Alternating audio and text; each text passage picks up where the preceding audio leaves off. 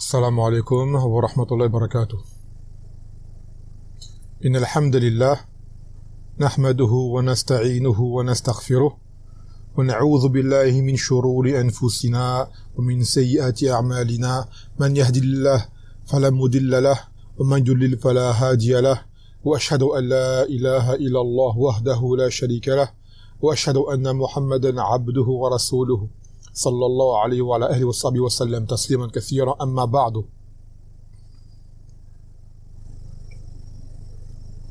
Nous voici pour la deuxième partie de notre sujet concernant Asbab al-Rizq, qui étaient les causes d'obtention du risque. Dans la première partie, nous avions cité les causes permettant son obtention. Les causes shar'iyya, asbab shar'iyya, ces causes qui sont basées sur un dalil. Et nous avons cité un certain nombre. Aujourd'hui, on va parler du contraire, qui sont les causes citées, qui, elles, indiquent ce qui peut amener au contraire, qui est une privation de ce risque. Nous avions expliqué que le risque, kazalik, ce n'est pas forcément matériel, mais tout ce qui profite au serviteur dans sa dunya et dans son au-delà. Tu peux avoir des gens qui ont plein d'argent, et malgré cela se priver de bien d'autres choses à côté. Ou des gens qui n'ont pas beaucoup d'argent, et qui ont été gratifiés de bien d'autres choses à côté, qui leur servent. Ce n'est pas basé sur la quantité d'argent ou autre. C'est général, c'est âme.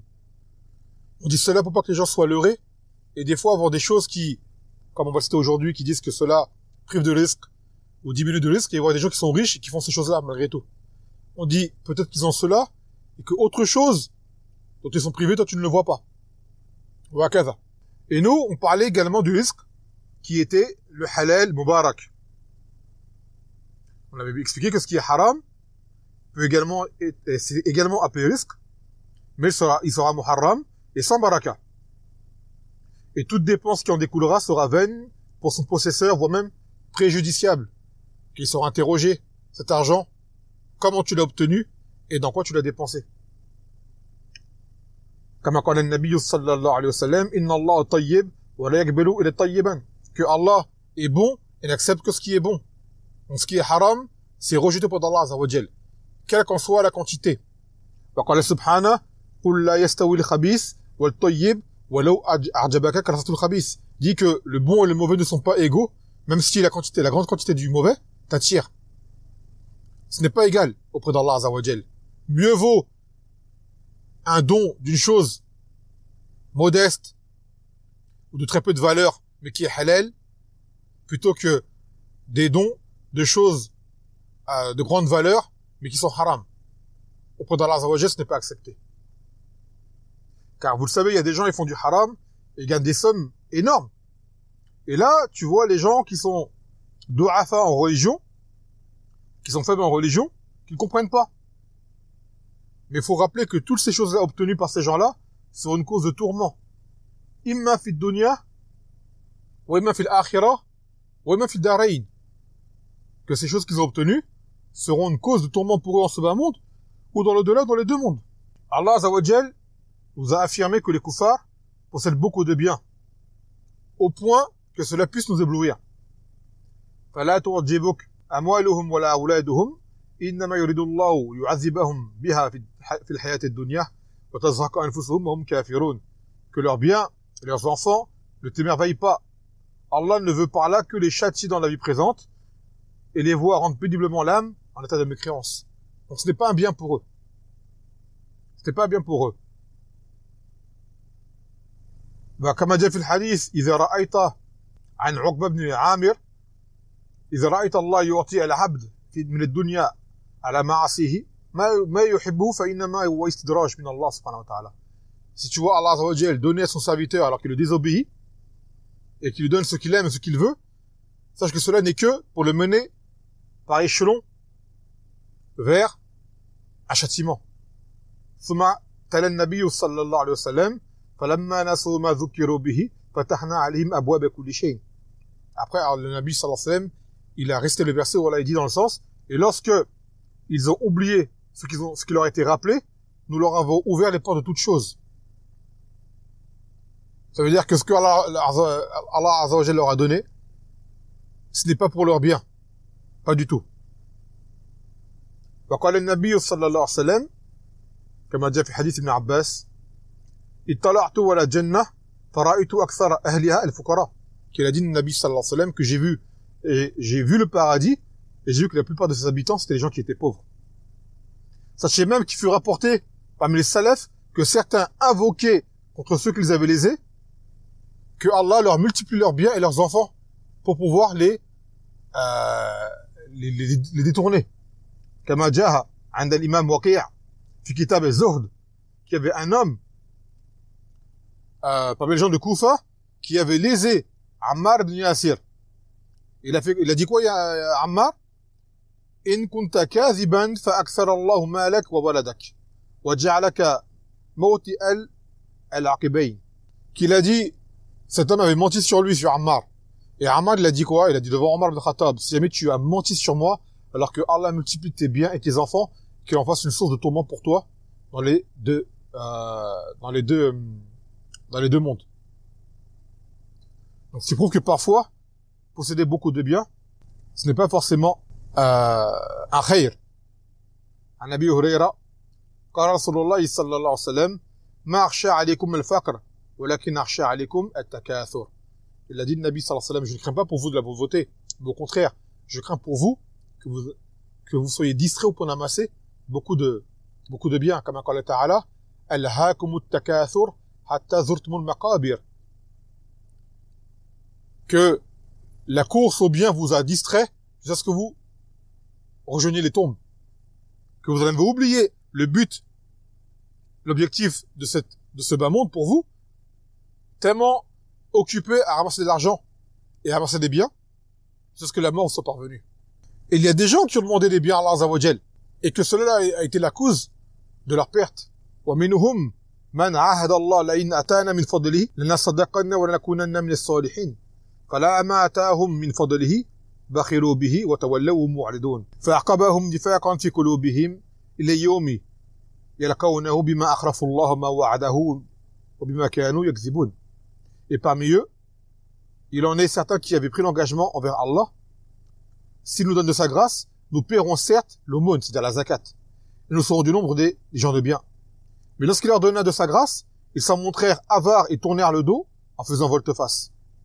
Il a donc suscité l'hypocrisie dans leur cœur, et cela jusqu'au jour où ils le rencontreront pour avoir violé ce qu'ils avaient promis à Allah et pour avoir menti. Des gens ont demandé que Allah multiplie leurs biens, il leur a multiplié leurs biens, de là ils sont détournés de lui. Ce qui a été une cause de leur perte, et que le nifaq vienne dans leur cœur. Ne pas croire que amasser et recevoir et posséder en masse, cela c'est une marque de bien. Qu'Allah. Donc pour en revenir au sujet de base, rappelez-vous qu'on avait vu de façon générale que toute hasanat, bonne action, est une cause de risque. Alors cela va dans le sens contraire, que tout le sayyat est une cause qui puisse priver de risque.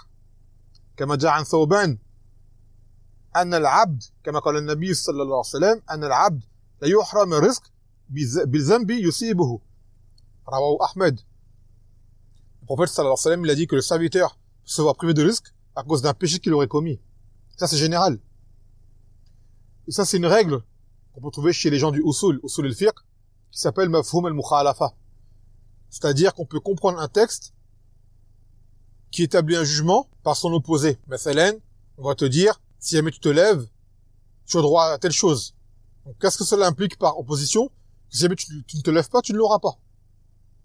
Donc, tous les adillah qu'on a cités la dernière fois, qui sont des causes d'obtention du risque, eh ben, leur opposé peut être une cause pour en être privé. Mais certains ont été explicitement nommés, tant ils sont gravissimes. Et là, on va en parler. فأولاً الإعراض عن توحيد الله والعدول إلى عبادة غيره. Premièrement, qui est de se détourner du tawhid et de se tourner vers l'adoration pour autre que lui. Et Allah Azza wa Jal a donné en cela l'exemple des gens de Saba. قال لقد كان لسبأ في مسكنهم آية جنتان عن يمين وشمال Kulu min rizqi rabbikum washkuru lah, baldatun tayyibatun wa rabbun ghafour.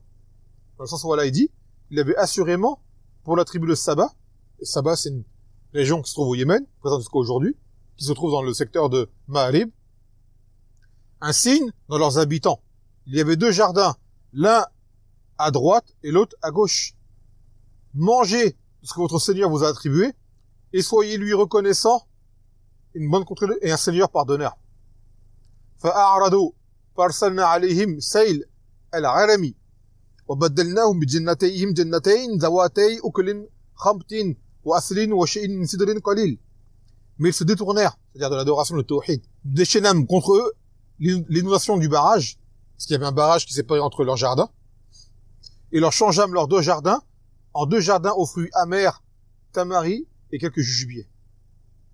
Il a dit Ibn Kathir, rahimahullah ta'ala, fa'aradu, lorsqu'ils sont détournés, ça veut dire quoi?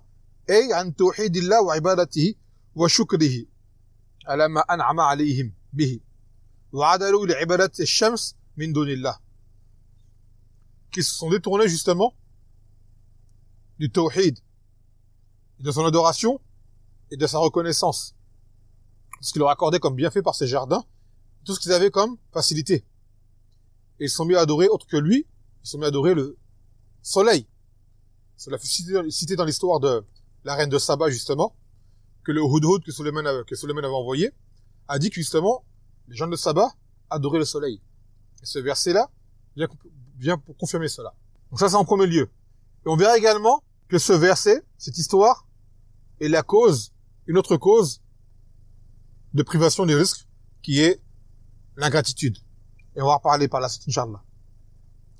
Parmi ces causes, il y a également le kufr et le rejet des messagers. Le kufr, billah azza wa jal, et rejeter ses messagers. Et ça, c'est une chose qui est claire dans le Coran, en tous les exemples des peuples détruits tous les peuples qui ont été détruits et châtiés lorsque les messagers leur sont parvenus. Tout cela sont des preuves que refuser le message d'Allah subhanahu wa ta'ala et désobéir et de mécroire, toutes ces histoires-là, ces contes, sont des preuves en soi que celui qui ne se tient pas dessus se verra privé de des bienfaits. Min al-asbab, al-mail, an tariq al-islam wa adam al-istiqama. Le fait de se détourner de la voie de l'islam et de la droiture. قال سبحانه وَمَّنْ قَاسِتُونَ فَكَانُوا لِجَهَنَّمَ حَطَبًا أَوْ اسْتَقَامُوا وَلَا طَرِيقَةٍ نَسْقَيْنَاهُمْ مَاءً غَدَقًا لِنَفْتِنَهُمْ فِيهِ. Dans Surat al-Jinn, il a dit, et quant aux injustes, ils formeront le combustible de l'enfer. Et s'ils se maintenaient sur la bonne direction, nous les aurions abreuvés, certes d'une eau abondante, afin que nous les éprouvions. Ibn Kathir, par rapport à ces versets, il dit justement que si jamais ces gens qui étaient injustes, comme les djinns, avaient pris le voie de l'islam, avaient perduré dessus sur la droiture, qu'ils auraient été abreuvés d'une eau abondante. Wal-murad bizalika sa'at al-rizq. Il dit que ce qui est voulu par cela, c'est les largesses dans les subsistances. Parmi les causes dont on a fait allusion auparavant, il y a justement kufran an-ni'mah, le fait d'être ingrat envers les bienfaits. Ça, c'est parmi les pires causes qu'il y ait. Être ingrat envers les bienfaits d'Allah Azza wa Jal. قال سبحانه وضرب الله مثلا قرية كانت آمنة مطمئنة يأتيها رزقها رغدا من كل مكان فكفرت بأنعم الله فأذقها الله لباس الجوع والخوف بما كانوا يصنعون. Que Allah a donné l'exemple d'une contrée, et à la base c'était Mecca, mais c'est verset des générales, qui était sécurisée, qui était apaisée, qui avait sa subsistance qui venait de toutes parts, en abondance. Et lorsqu'elle a mécru et qu'elle a rejeté les bienfaits d'Allah Azza wa Jal, alors Allah lui a fait goûter la faim et la peur pour ce qu'ils ont accompli. Aussi, ce qu'on a appris comme l'histoire de Saba. Ils n'ont pas remercié les bienfaits d'Allah Azza wa Jal, donc ils en ont été privés par la suite. Et vous savez l'histoire de ces trois des Bani Israël, Al-Aqra', Al-Abras ou Al-A'ma. Vous savez, celui qui était atteint, qui était chauve, et celui qui était atteint d'une maladie de la peau, et celui qui était aveugle.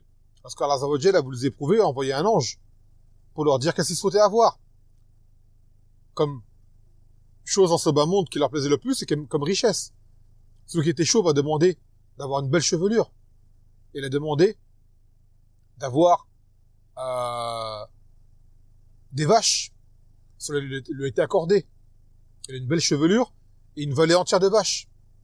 Ou plutôt une vache qui était pleine et ensuite qu'elle a une vallée entière de vaches. L'autre qui avait une mauvaise couleur de peau, problème de peau. L'ange lui a dit, qu'est-ce que tu voudrais comme bien? Ou qu'est-ce que tu voudrais comme chose? Il a dit, avoir une belle couleur de peau, afin que les gens ne soient pas répugnés de moi. Il lui a donné une belle peau. Biznillah ta'ala. Puis il lui a dit, quelle richesse te plairait? Il a dit, les chameaux. Et de là, il lui a donné, il a reçu une chamelle qui était pleine. Et de là, cette chamelle a enfanté des vallées entières de chameaux. Ensuite, il est parti voir l'aveugle. Il lui a dit, ma habouché ilayk. Quelle chose te serait préférable? Le plus aimé, il a dit que Allah me rende la vue, afin que je puisse voir les gens. Et de là, l'ange le toucha, et la vue lui fut rendue. Et il lui dit, quels sont les biens que tu préfères avoir? Il a dit, le ghanam, c'est-à-dire les moutons. Et de là, il lui fut accordé une brebis pleine. Et là, l'ange fut un dora pour eux. Puis l'ange revient à chacun d'entre eux sur l'apparence qu'ils avaient auparavant. Il vient auprès du chauve, comme étant un pauvre chauve. Il revient auprès de celui qui avait des problèmes de peau, comme étant un pauvre, avec des problèmes de peau. Et auprès de l'aveugle, sous l'apparence d'un aveugle pauvre, en demandant à chacun de l'aide, parmi les biens qu'ils ont reçus. Et l'ancien chauve et l'ancien atteint de la peau ont refusé, en disant que ces biens-là, ils avaient hérité de leurs parents, et ainsi de suite. Et de là, l'ange leur a dit, in kunta kadhiban, ou fasayarakallahu lima kunta alayhi. Si jamais tu me mens, alors qu'Allah te rend comme tu étais auparavant. Quant à l'aveugle, il lui a dit, prends ce que tu veux, dis-le ce que tu veux, je ne saurais te refuser une chose qu'Allah m'a donnée. Et de là, il lui a dit, garde tes biens. C'était juste une épreuve que Allah t'a agréé toi, alors qu'il était en colère contre tes deux compagnons. Donc regardez, après avoir toutes les richesses qu'ils avaient souhaitées et en abondance, ils n'ont pas su les remercier. Ils ont été privés sur revenus, c'est ce qu'ils étaient auparavant. Donc le shukr, remercier Allah Azza wa Jal, c'est l'une plus grande cause pour recevoir un surplus, et le contraire, être ingrat, parmi les pires causes pour pouvoir se voir privé. Ne jamais oublier cela. نعم. ثم قال من الأسباب الغرور والتكبر على الناس وإنكار الميعاد ودعاء الصالحين على من أذاهم. Il y a le fait de s'enfler d'orgueil et d'être abusé de sa personne, de se croire comme ayant réussi. C'est le cas de cet homme dans Surat Al-Kahf, dans la caverne, qui avait reçu des jardins. قال تعالى ولدخل جنته وهو ظالم لنفسه قال ما أظن أن تبيد هذه أبدا وما أظن الساعة قائمة ولئن رددت إلى ربي لأجدن خيرا منها منقلبا. Il a dit quoi? Que cet homme rentra dans son jardin en étant injuste envers lui-même. Il dit, je ne pense pas que ce jardin disparaîtra. C'est pas possible. Et je ne pense pas que l'heure viendra. Et si jamais je devais revenir à mon Seigneur, je trouverais encore mieux que cela, alors auprès de lui, que ce jardin. قال له صاحبه وهو يحاوره أكفرت بالذي خلقك من تراب ثم من نطفة ثم صورك رجلا لكنه والله ربي ولو شرك بربي أحدا. Et l'autre, son ami, lui a dit, alors qu'il était en train de le sermonner, aurais-tu mécru envers celui qui t'a créé de terre, puis d'une goutte, c'est-à-dire une goutte de sperme, puis a fait de toi un homme. Cependant, il est mon Seigneur, et je n'associerai rien à mon Seigneur. ولولا دخلت جنتك قلت ما شاء الله لا قوة إلا بالله. Il a dit seulement tu t'es entré dans ton jardin en disant ma sha Allah, nul de puissance c'était par Allah. إن تراني أنا أقل منك مالا وولدا فعسى ربي أن يؤتيني خيرا من جنتك يرسل عليها حسبانا من السماء فتصبح صعيدا زرقا. Et il a dit, si jamais tu me vois comme ayant moins de biens que toi et moins d'enfants, cependant il est possible que mon Seigneur me donne quelque chose de meilleur que ton jardin et qu'il envoie sur ce dernier du ciel quelques calamités et que son sol devienne glissant. Ou que son eau tarisse de sorte que tu ne puisses la retrouver. Et donc de là, فأصبح يكلب كفي على ما أنفق فيها وهي خاوية على عروشها ويقول يا ليتني لم أشرك بربي أحدا ولم يكن له فئة ينصرونه من دون الله وما كان منتصرا. Lorsqu'il a dit qu'il fut entouré justement de toutes parts, cet homme, et qu'il se mit à mordre ses mains de regret, lorsqu'il a vu son jardin complètement détruit et ravagé, et qu'il a dit, pauvre de moi, que je n'ai rien associé à mon Seigneur. Cependant, il n'avait à ce moment-là aucun secours. Aucun secours.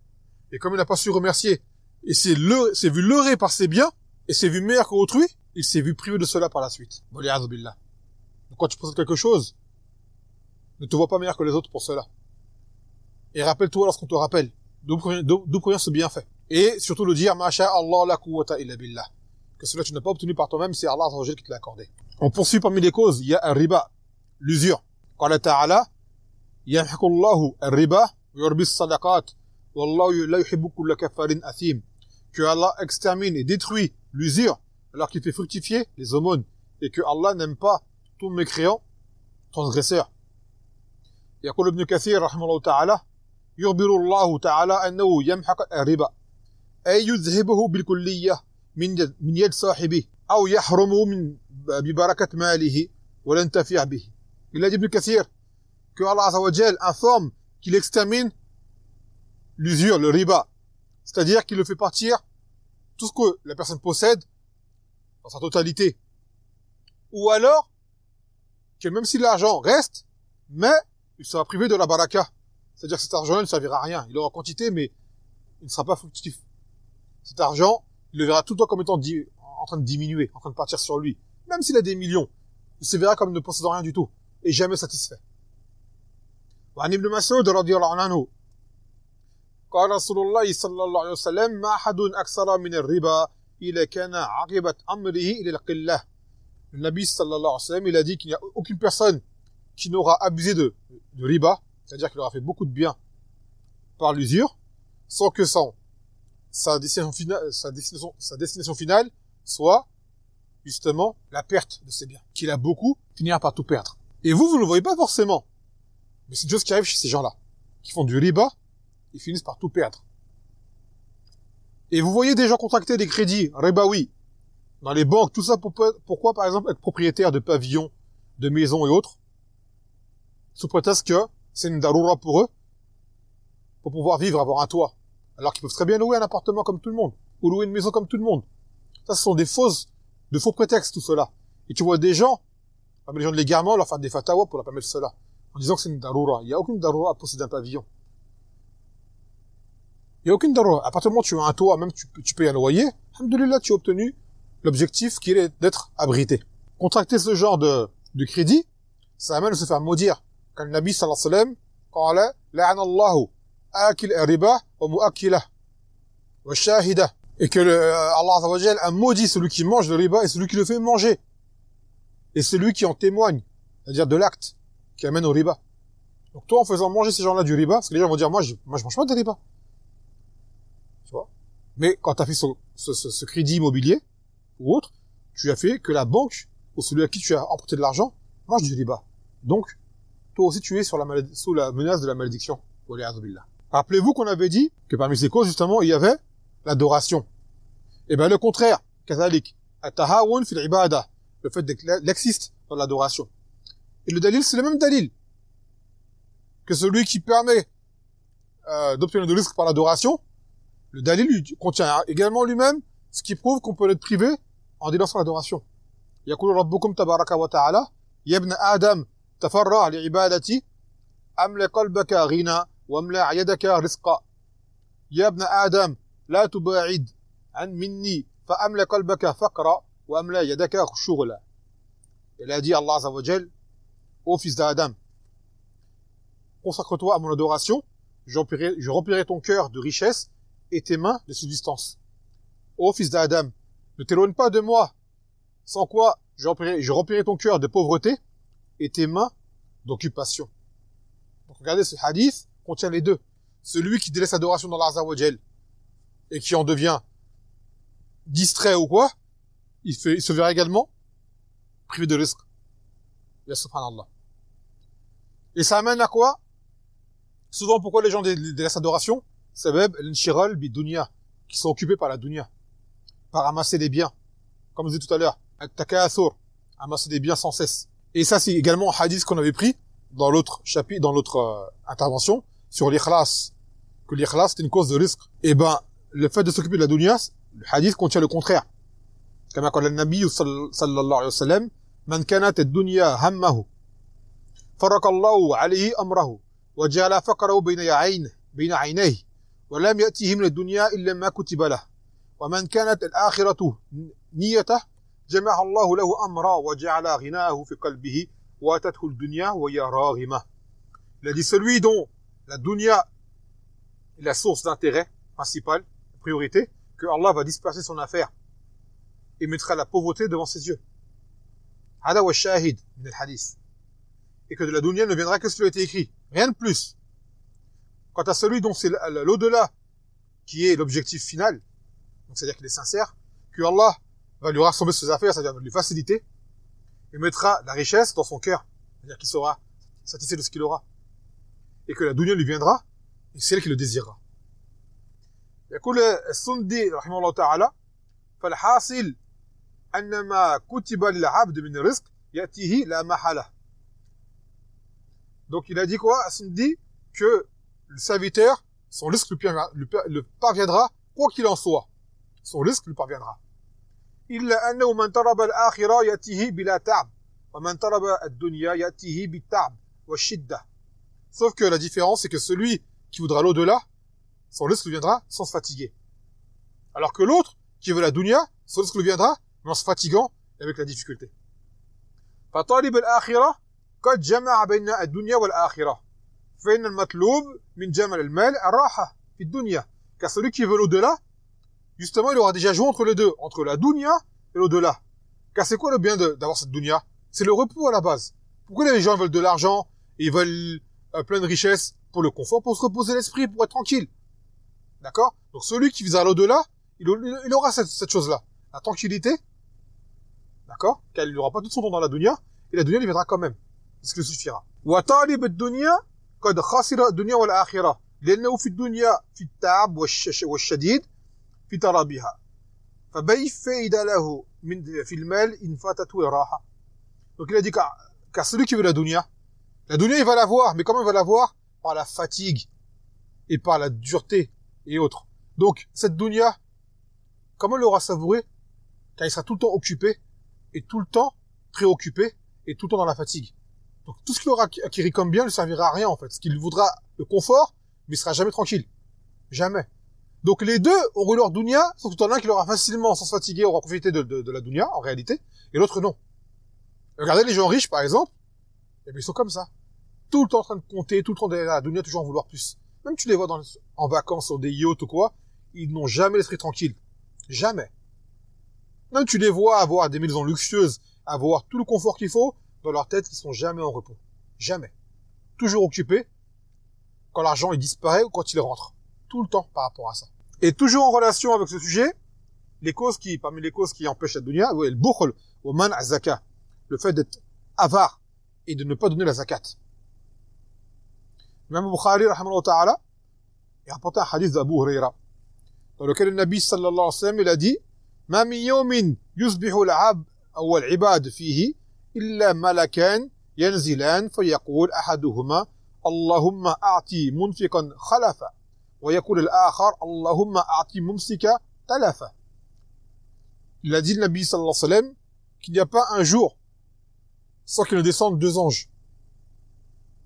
Deux anges. Parmi les anges, bien sûr. Et que l'un d'entre eux dit, oh Allah, donne, remplace à celui qui dépense. C'est-à-dire celui qui dépense, compense-lui ce qu'il a dépensé. Donc il y a des anges qui font le dua pour les gens qui donnent. Et l'autre il dit quoi? Oh Allah, c'est-à-dire, retiens, ne donne pas à celui qui ne dépense pas. Ne donne pas à celui qui ne dépense pas. Ou alors que c'est bien, donne-lui des biens, mais qui soient détériorés, détruits. Soit qu'ils ne reçoivent pas, soit que c'est bien soit détruit. Non. Donc regardez, celui qui ne dépense pas, ça concerne les dépenses obligatoires, la zakat, et les aumônes que la personne puisse faire d'elle-même. Ces anges invoquent. Là, c'est pas quelqu'un qui invoque contre toi. C'est un ange. Ya subhanallah. Ensuite, Allah Azza wa Jal, dans Surat Al-Qalam, la plume, vous pouvez aller voir qu'il donne l'exemple de ces gens qui avaient un jardin. Kama qala, inna balawnahum, kama balawna ashab al-jannah, iz aqsamu, lusimunnaha musbihin, wa la yastasnun.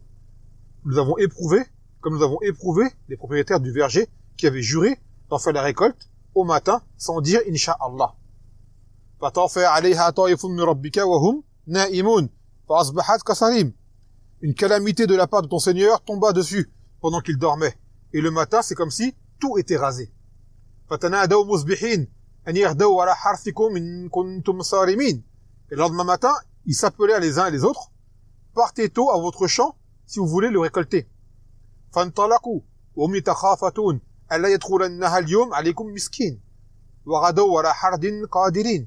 Ils allèrent donc tout en parlant entre eux à voix basse, ne laissez aucun pauvre y rentrer aujourd'hui. Regardez bien, empêchez les pauvres de venir dans leur jardin, dans leur verger. Ils partirent de bonne heure, décidés à user d'avarice contre les pauvres, convaincus que cela était en leur pouvoir. فَلَمَّا رَأَوْهَا قَالُوا إِنَّا لَضَالُّونَ بَلْ نَحْنُ مَحْرُومُونَ. Cependant, lorsqu'ils ont vu leur jardin, ils ont dit, nous sommes perdus, car ils n'ont pas reconnu leur jardin. Ils ont cru que c'était perdu, et trompé de chemin.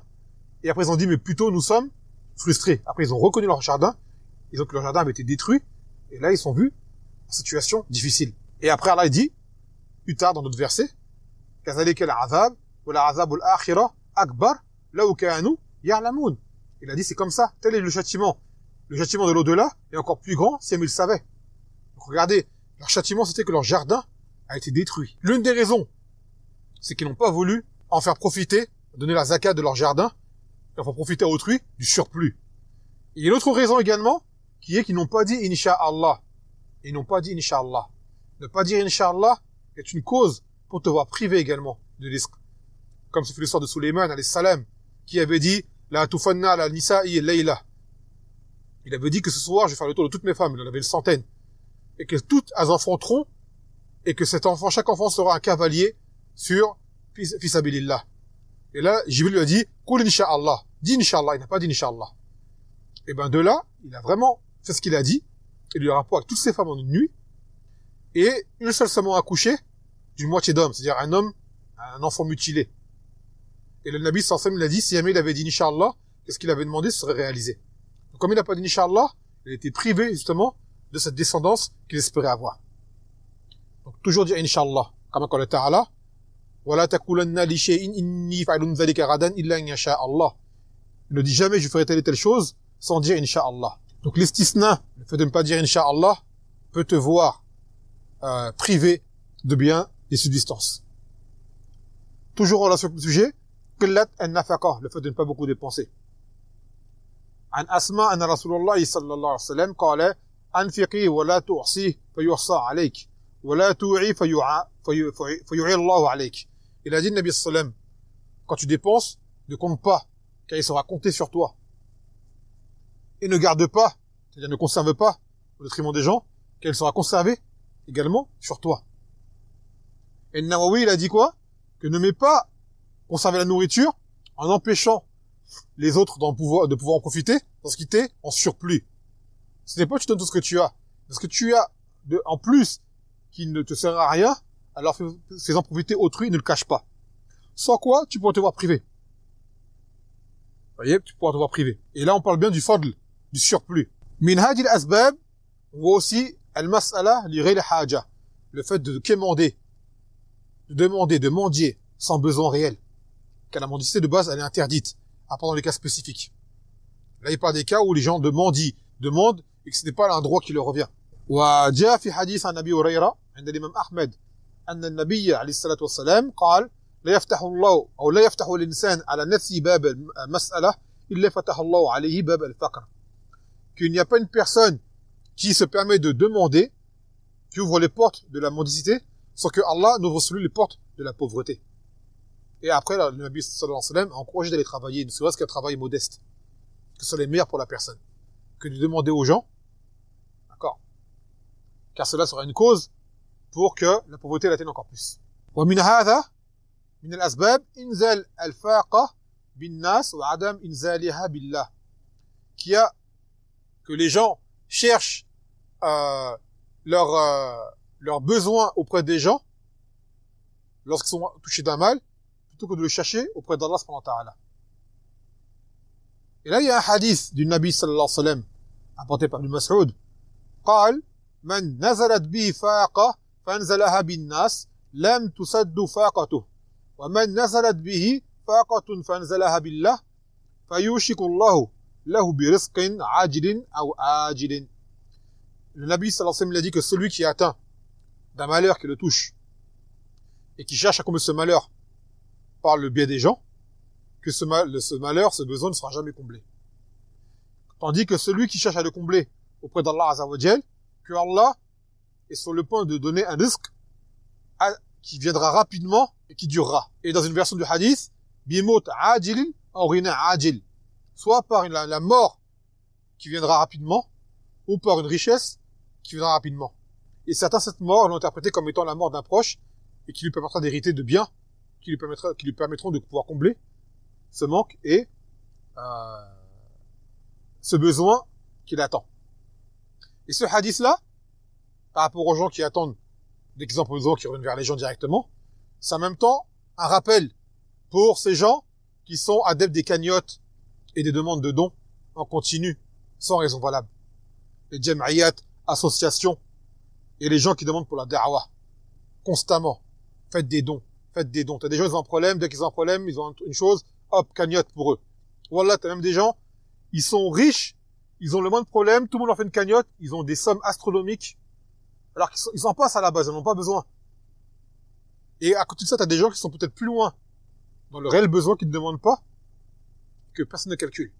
Des sœurs seules, peut-être des orphelins, des frères qui ont des vraies dettes, des choses, personne ne calcule. Mais un tel lui arrivait un malheur, ça y est, ça a été affiché sur les réseaux sociaux, il lui arrivait telle et telle chose, alors que le frère, il est peut-être pas dans le besoin, mais il lui arrivait un problème, classe, cagnotte, et Allah, l'espace de 2 jours, 20 000 euros. Et sauf que le frère lui-même, il est riche déjà. Eh bien ça, c'est un comportement qui est complètement irréfléchi. On ne dit pas qu'il faut pas aider les gens. À ta'awoun, mais déjà aider les gens qui sont dans le besoin réellement, concrètement. Les gens qui sont dans le besoin, réellement, et également, ils n'ont pas affiché cela sur les réseaux sociaux. J'ai une dette, il m'arrivait telle chose, il m'arrivait telle chose. Tu vois, ça, c'est contraire aux enseignements prophétiques. Là, c'est à dire, en faisant cela, tu attends ce que les gens te donnent. Directement. Plutôt que de revenir vers Allah Azza wa Jal. Mais si les gens connaissent quelqu'un qui est dans le besoin, c'est sunnah d'indiquer les gens, aider un tel dans le besoin. C'est sunnah de faire cela. D'accord? Tu connais une personne dans le besoin, réellement, et tu dis aux gens, je connais une sœur dans le besoin, tel endroit, aidez-la. Et tu indiques qui elle est. Ou tel frère dans le besoin, tu indiques qui il est. Ou une famille, tu indiques qui il est, les gens vont l'aider. Il y a pas de souci par rapport à ça. Ou tu as aussi également ces gens qui te font des demandes de dons, de sommes astronomiques pour faire des écoles en France. C'est quoi la fête de faire une école en France? Elle ferme encore plus vite qu'elle a été ouverte, l'argent sera perdu. Et cette école-là, jamais on va t'apprendre le haqq. Sache-le bien. La dernière fois, je l'avais bien dit. En France, on va jamais t'apprendre le haqq. Sache-le. Tu n'auras jamais une école ouverte officiellement qui va t'apprendre le tawhid, qui va t'apprendre l'aqidah sahiha, qui va t'apprendre l'islam authentique, qui va t'apprendre l'alliance le désaveu, qui va t'apprendre ce que Allah Azza wa Jalla attend de toi. Jamais, c'est pas possible en France. Ils vont te fermer aussitôt. Donc pourquoi mettre des sommes astronomiques pour cela? Ton argent, garde-le et pars avec. Ou alors donne-le à quelqu'un qui est dans le besoin. Mais ces écoles-là, ça va rien.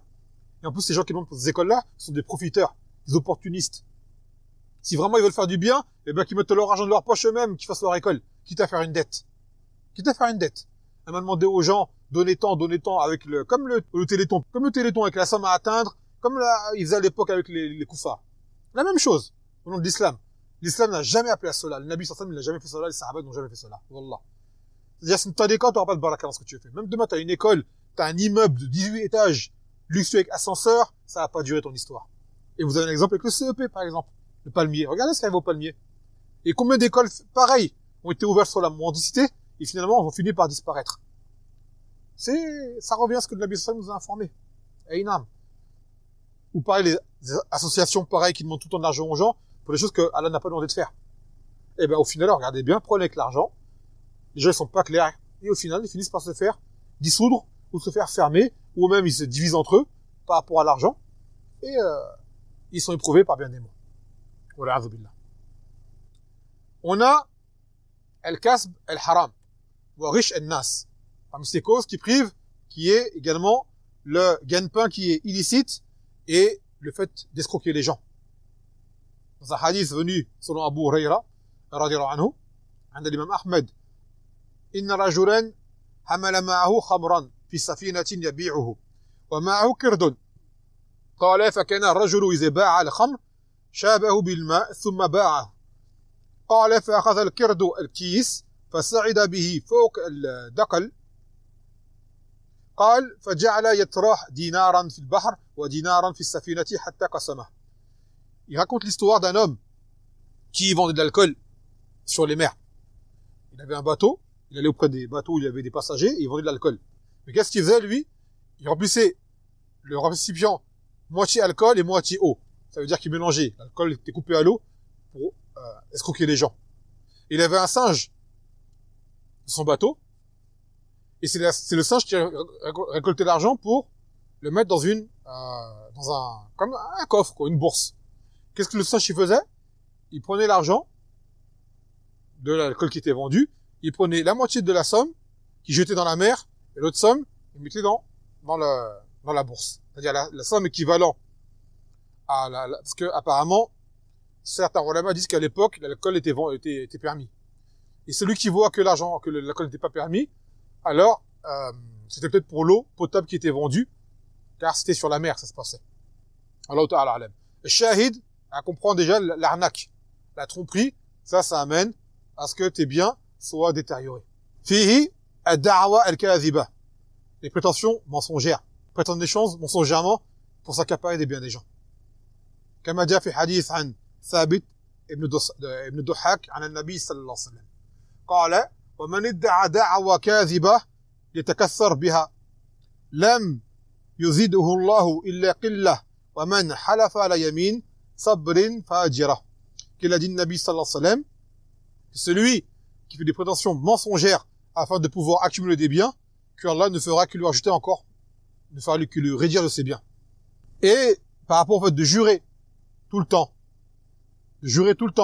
pour obtenir des biens, جاء كذلك في حديث عن النبي صلى الله عليه وسلم قال إياكم وكثرة الحلف في البيع فإنه ينفق ثم يمحق. وعن أبا هريرة رضي الله عنه قال سمعت رسول الله صلى الله عليه وسلم يقول الحلف منفقة للسلعة ممحقة للربح. Il a dit le Nabi sallallahu alayhi wa sallam, prenez garde justement à ne trop jurer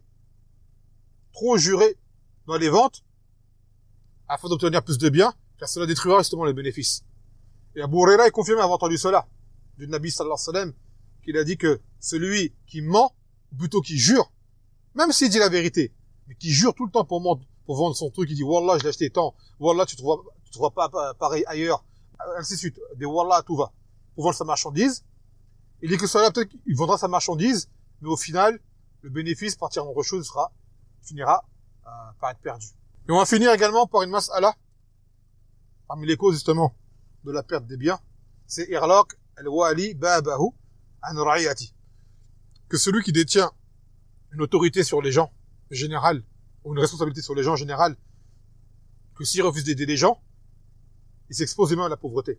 Il y a un homme qui est rentré auprès de Muawiya radiyallahu anhu et il lui a dit sami'tu wa qala ukhbiruka bima sami'tu min rasulillahi sallallahu alayhi wa sallam yaqul man wallahu Allah azza wa jal shay'an min amri al-muslimin fahtajaba duna hajatihim wa khallatihim wa fakrihim ihtajaba Allah anhu duna hajatihi wa khallatihi wa fakrihi qala fa'ajala rajulan ala hawaji an-nas. Qu'un homme est rentré auprès de Muawiya radiyallahu anhu, il lui a dit je vais t'informer de ce que tu as entendu le Nabi sallallahu alayhi wa sallam dire. Il a dit qu'il n'y a pas une personne à qui Allah a confié une autorité, une responsabilité, d'accord, et qu'il cache aux gens, qui dissimule des gens dans le besoin, il y a des trésors des musulmans qui leur empêchent d'obtenir des biens alors qu'ils ont besoin, sans que Allah lui-même ne le cache et ne le prive de ses biens et de la pauvreté également. C'est-à-dire que celui, par exemple, qui est trésorier, qui a un lien avec l'argent, une relation avec l'argent, qui est en mesure de donner aux gens, d'accord, et là on parle des gouverneurs principalement, donc qui ont une chose générale pour des gens dans le besoin, qui est une autorité, et que les gens dans le besoin, il les prive alors qu'il peut leur donner, la chose est présente, que Allah Azza wa Jalla le privera lui également de cela. Donc celui qui a entendu le hadith, il a dit que Muawiya est parti directement de donner de l'argent aux gens. Non pas qu'il ne donnait pas, mais qu'il a donné encore plus par peur, d'accord, de la menace de ce hadith. Mais Muawiya, c'était connu, c'est un sahabi, d'accord, il était fort en deal. Il le faisait déjà, mais c'était un rappel pour lui, de la part d'un autre sahabi, pour que il agisse encore plus. Donc là, ce sont les causes qu'on a apprises aujourd'hui, parmi les causes qui privent de risque. Et on a expliqué qu'évidemment, toutes les causes citées la dernière fois, leur contraire, sont à comprendre comme étant des privations. Mais celle dont il faut le plus craindre, dont nous sommes le plus atteints, c'est l'ingratitude. Ya ikhwa, iyyakum wa kufr an-ni'ma. Prenez garde à être ingrat. Wallah, kama qala ta'ala, wa istazana rabbukum lan shakartum la azidannakum wa in kafartum min 'adhabil shadid.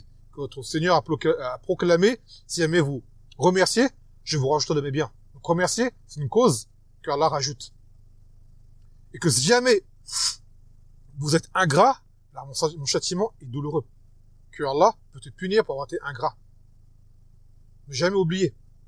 Et quand on dit être généreux ou quoi, ce n'est pas se priver ou quoi, ou se mettre dans une situation difficile. Quand une chose est facile, donne, ce n'est pas perdu. Combien de hadiths disent que celui qui donne, il recevra. Et quand on dit donner, c'est pas forcément de l'argent, c'est tout, ça peut être une aide physique, aider quelqu'un, une nasiha, donner du temps pour enseigner, ou toute chose qui amène à l'entraide avec les musulmans. D'accord? Que tu as besoin de pouvoir donner, tu ne te prives en rien, donne, participe, tant que tu peux, et qu'il n'y a pas de préjudice sur toi ou ta famille. L'islam, il appelle à cela. Et sachez que si on agit tous de la sorte, voilà, on sera allé grave de l'avant, en étant sincère pour Allah Azza wa Jal. Comme a dit le Nabi sallallahu alayhi wa sallam, Inna Allah fi awn al-'abd, Inna Allah fi awn al-'abd, ma kana al-'abd fi awn akhi, que Allah est dans l'aide du serviteur, tant que le serviteur est dans l'aide de son frère. Plus on s'entraiderait, et plus Allah Azza wa Jal nous mettrait de la baraka dans nos actes. Non. Donc on va se fier de cela maintenant. نكتفي بهذا القدر.